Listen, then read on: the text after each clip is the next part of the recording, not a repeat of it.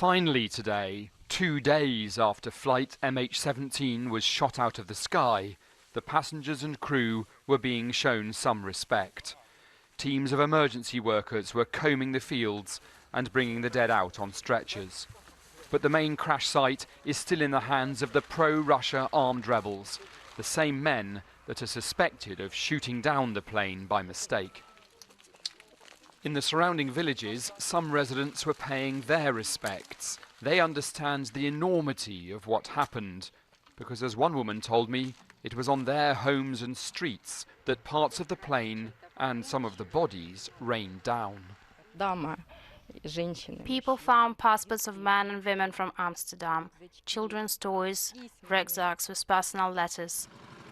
This is a quiet part of rural Ukraine, which now finds itself in a war zone and at the centre of an international tragedy.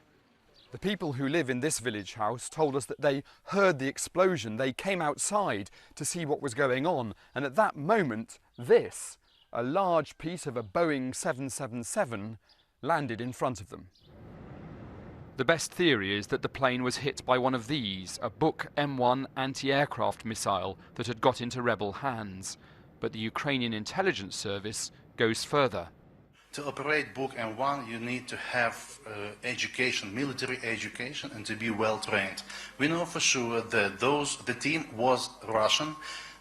There were Russian citizens operating Buk M1, and they came from the territory of Russian Federation together with the missile launcher. In this sunflower field, we found the cockpit of MH17, the place where most likely the pilots briefly wrestled to control their plane, which had been hit by an anti-aircraft missile.